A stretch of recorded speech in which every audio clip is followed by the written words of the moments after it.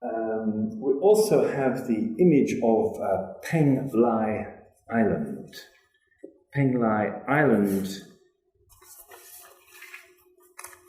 is the island of the Immortals. The island of the Immortals. I'll talk about it more when we have the other picture up. Here are the 8 Immortals, and this is definitely part of traditional Chinese culture. Yeah, the idea of the 8 Immortals, all of whom are, all easily recognizable. One of them's always playing a flute, the other one's carrying this, that, or the other. And here they are near Peng Lai Island. Peng Lai Island is the island of the Immortals, which is the island in the middle of an impassable sea. We'll come to it when we have a big picture. Just to talk about this idea of birds flying, Shen, the Immortals, coming out of the realm of time. All of this is to do with people who have developed the heart, which is an interesting aspect, because when we talk about the heart, we may talk about someone who's compassionate, who's kind-hearted, who's good-hearted. And of course the Chinese have that, like we saw with Shao Yin, the god of longevity. He's not just a grumpy old man who happens to have lived long. Absolutely not. He's someone you want to be around. You want to have a game with him, you want to talk with him. That's the vision for the Chinese. Like Lao Tzu. Lao Tzu is an interesting guy with a twinkle in his eye. He's not some kind of withdrawn sage. That's not the Daoist way. So here we just have an immortal flying on a crane. And we have the Tai Chi. Sorry, I'm going to put the other picture up because we need to talk about this picture here.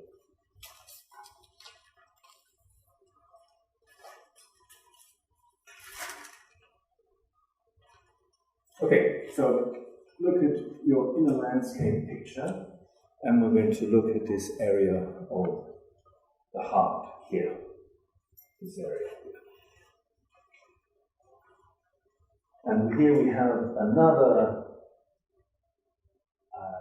name for the heart. The heart is called the Tai Chi.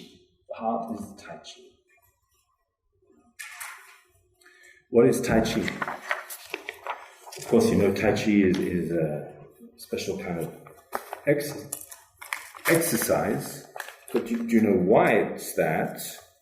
It's because Tai Chi is Tai Chi Chuan. Chuan means moving around the Tai Chi. The Tai Chi is a central pole. Yeah, if you can imagine a pole going up to the pole star. That is the Tai Chi. What's important about it? What's important, and actually I have a nice picture. This is kind of time-lapse photography. Here is the Tai Chi. This is if you leave your camera open all night long. That's what the picture you're going to get. Yeah, these are the stars that started here or end up here, etc. Yeah, and they're all moving. Yeah, it looks like it because it's moving around, obviously, and it's moving faster here and slower and slower and slower and slower and slower until there's a point when there is no movement at all, and that's the Tai Chi. So we come now to this very important aspect of movement and stillness. Movement and stillness.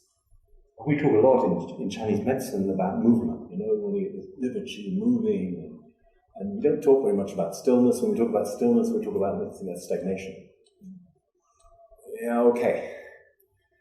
But we mustn't just think of the world in terms of pathology. And the heart is this immovable, unbotherable, undisturbable place. That is the heart for the Chinese. It's a place of serenity and tranquility. And that's the image of the Tai Chi. It's actually more than that, because the Tai Chi is, for the Chinese, the place beyond yin and yang. All of the hexagrams of the I Ching are different differentiated changes, but they all come from yin and yang. And the The yin-yang comes from the Tai Chi. The Tai Chi is neither yin nor yang. And we live in a world of yin-yang. We've got a front and a back, a left and a right, the boys and girls. So the Tai Chi is beyond. It's before the split. That's the heart. The heart is your link before the split into duality. Is that the name for the symbol? Sorry?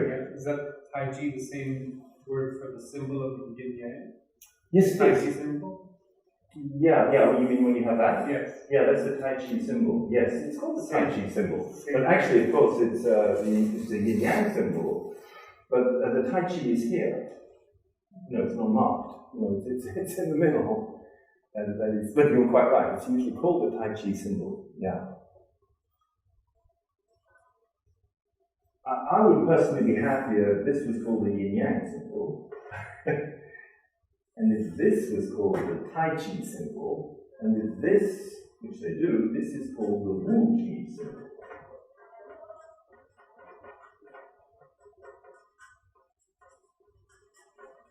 Yeah. Well, that's the Chinese way of thinking. Yin-yang comes from the Tai Chi. Tai Chi is exactly this. It's the central point. Except here's a central point before the gun, before creation. That's the Tai Chi. Everything is held in one little essence. That's the Tai Chi. And it will split to have a back and a front, a bottom and a top, a left and a right, an inside and out. So then we're in the world of yin yang. Tai Chi is everything's taken up into that place. That's Tai Chi. It's a very, very powerful place. It's like you take the whole world and you put it in one little thing. That's Tai Chi. Sounds like the singularity in physics, right? Where the Big Bang started. Yeah, that's singularity. Yeah, but that's interesting because what they're saying is that's what the heart is in you.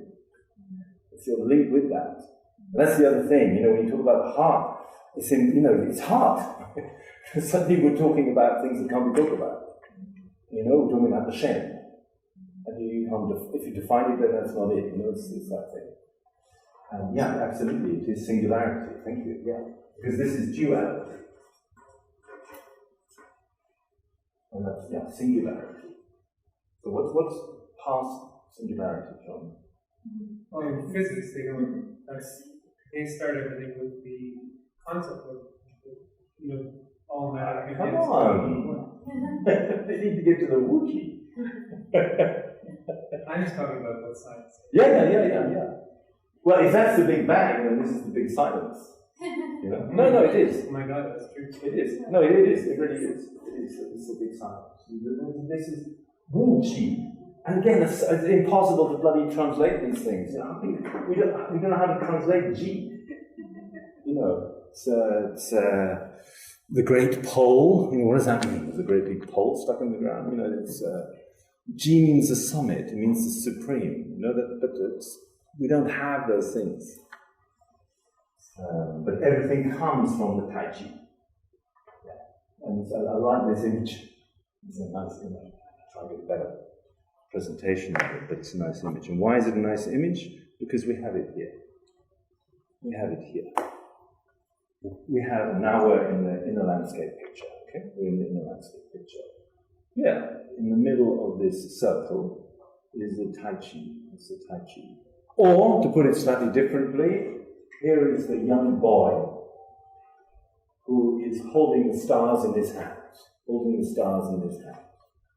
This is the area. Here it says Zhong Dan Tian, the middle Dan Tian. Yeah, the middle Dan Tian. Here it says the spirit of the heart is called Dan Yuan. Cinnabar origin. It's also called storing the spiritual power, Shao Yin. Yeah, that little phrase we have. Yeah, that's the heart. That's the middle Dan Tian. Here's the image we're talking about. We're talking about someone who is standing at the entrance to a kind of inward moving spiral. He's standing just at the entrance to a circle of seeds. There's a circle of seeds. And there's a spiral of seeds leading into the center. Yeah, this is a kind of inward journey, like you're going in a maze, yeah, and you're going into the middle. That's what we have here. And this is an image of the heart, and an image of the need to go inward, and not always to be affected by what is outward, and the need to look upward and not just always downward. Yeah? It's the halfway point in this journey, where all the earth games of spinning and weaving and ploughing and paddling and all of that is finished. And you look up to the stars and up to the mountains and up to the top of the pagoda, and you connect with heaven, to put it very simply. We also have to remember, for the Chinese, okay, the heart is the emperor. What does that mean? It doesn't mean anything to us. The emperor for the Chinese is called Jiangzi. Jiangzi is the child of heaven, son of heaven. Heavenly child. And the responsibility of the emperor is to connect with heaven for the benefit of the earth. That's the function of the heart. Okay, so we have all these different images. Let's just finish on this business of the stars. Here we have the stars of what you call the Big Dipper, which the Chinese call Bei Dou, the northern ladle, like a giant kind of ladle that they're obsessed with food, so a giant ladle in the sky. And the important thing about the Big Dipper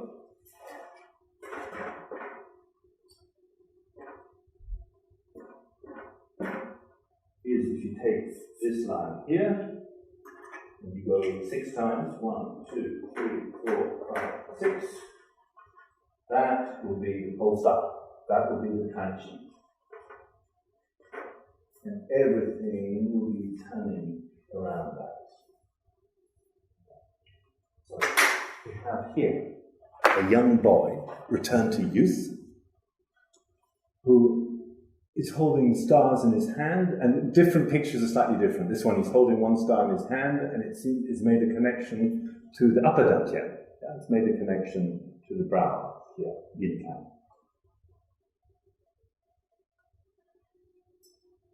So the concept of return to stillness. Let's just look at it here as well. Why not?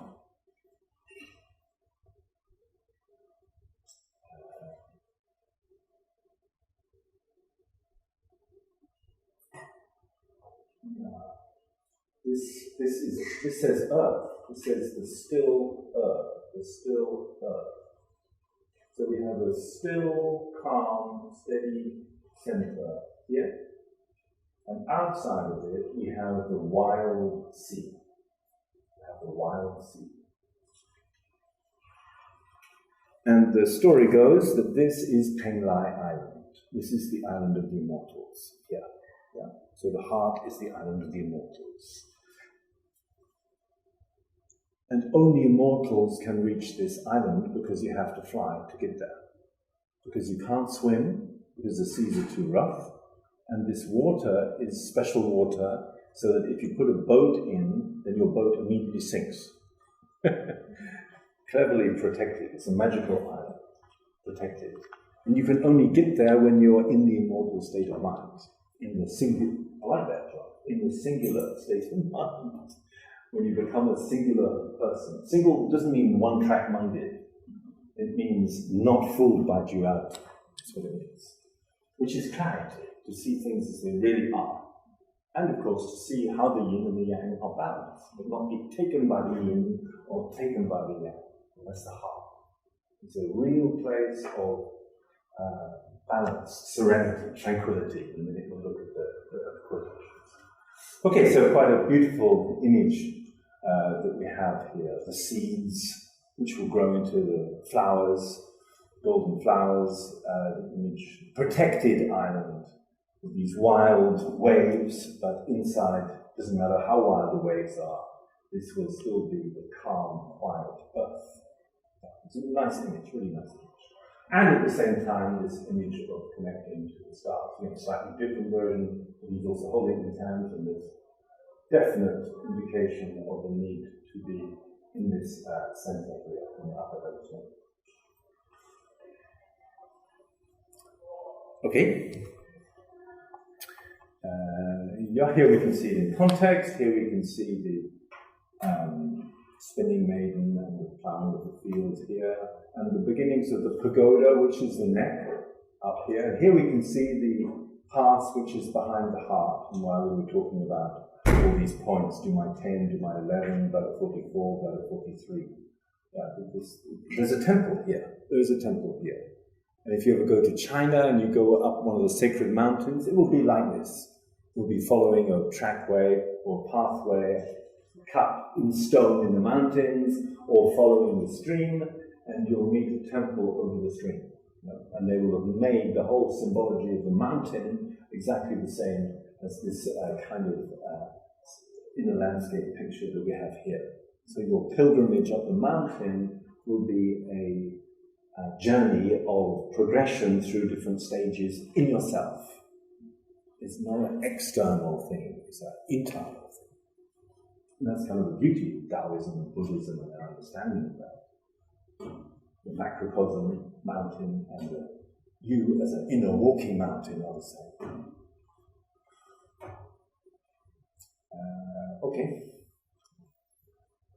Right, where we added again. So that really is the heart in this picture, as I said before. It is central. Yeah, it's central to the whole thing. Okay, it's your version of it, just different versions so we can see. Perhaps that's nice. We can see the connection to this kind of inner journey where the water will come tumbling into the mouth. The water will come tumbling into the mouth, not because you're doing anything, but because you are quiet in your mind. That's what is happening here. And that's kind of the connection between the heart and the calm, serene heart, which will help to release the secretions into the mouth, which you will swallow physically if you're doing a kind of exercise, and which will go down, and that effect will be spread throughout the whole body. In some kind of qigong exercises, swallowing the purified saliva in the mouth is absolutely intimate part of it.